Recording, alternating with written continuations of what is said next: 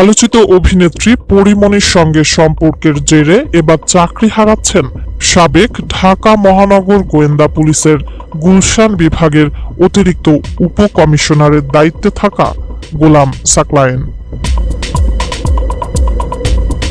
গত 13 জুন স্বরাষ্ট্র মন্ত্রণালয়ের জননিরাপত্তা বিভাগের শৃঙ্খলা 2 শাখার উপসচিব পারভিন জুই স্বাক্ষরিত এক স্মারকে তাকে চাকরি থেকে বাধ্যতামূলক অবসর প্রদান করার বিষয়ে সরকারি কর্ম কমিশন সচিবালয়ে সচিবকে অনুরোধ করা হয়েছে। 25 জুন শৃঙ্খলা 2 শাখার স্মারকটি গণমাধ্যমের কাছে আসে। শৃঙ্খলা শাখার প্রতিবেদনে উল্লেখ করা হয়, সাকলায়েন ধারাবাহিকভাবে নায়িকা পরীমনির বাসায় নিয়মিত থাকতে শুরু করেন। বিভিন্ন সময়ে নায়িকা পরীমনির বাসায় সাকলায়েন অবস্থান করেছেন বলে মোবাইলের ফরেনসিক রিপোর্ট দেখে প্রমাণ পাওয়া যায়। রিপোর্ট পর্যালোচনা করে দেখা যায়, কথোপকথন সাধারণ পরিচিতি বা পেশাগত প্রয়োজনে স্থাপিত কোনো সম্পর্ক তাদের নয়, বরং সেটি বিবাহ বহির্ভূত একটি সম্পর্ক। প্রতিবেদনে বলা হয়, 1 আগস্ট 2021 তারিখ ভোর 6টা থেকে 2রা আগস্ট 2021 তারিখ রাত 3টা পর্যন্ত রাজারবাগ মধুমতি পুলিশ অফিসার্স কোয়ার্টার্সে নায়িকা পরীমনির যাতায়াতের ধারণকৃত সিসি ক্যামেরার ফুটেজের ফরেনসিক প্রতিবেদন বিশ্লেষণেও এর প্রমাণ পাওয়া যায়।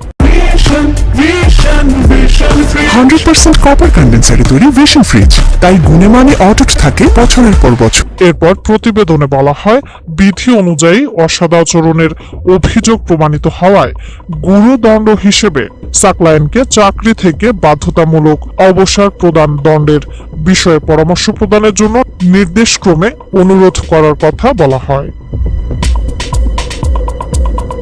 সাকলায়েন বিবাহিত ও এক সন্তানের বাবা হওয়া সত্ত্বেও পরীমনির সঙ্গে তার বিবাহ বহির্ভূত সম্পর্ক স্থাপন, নিজ স্ত্রীর অবর্তমানে নিজের সরকারি বাসভবনে সময় কাটানোর মতো ঘটনা বিভিন্ন প্রচার মাধ্যমে তা প্রচারিত হওয়ায় সরকারের ভাবমূর্তি ক্ষুণ্ণ হয়েছে বলে সেখানে উল্লেখ করা হয়।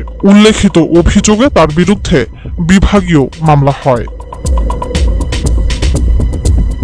সাকলায়েনের বিভাগীয় মামলার তদন্ত প্রতিবেদন, সাক্ষীদের জবানবন্দি, অভিযুক্তের আত্মপক্ষ সমর্থনমূলক লিখিত জবাব, মৌখিক বক্তব্য ও অন্যান্য কাগজপত্র আবারও বিস্তারিত পর্যালোচনা করা হয়।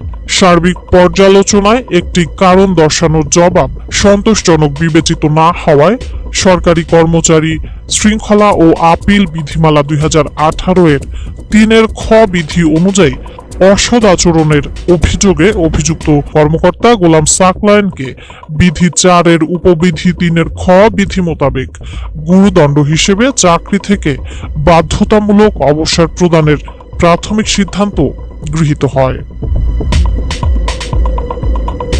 এর আগে 2021 সালের 1 আগস্ট পুলিশ কর্মকর্তা সাকলায়েনের সরকারি বাসভবন রাজারবাগের মধুমতি ফ্ল্যাটে যান পরীমনি।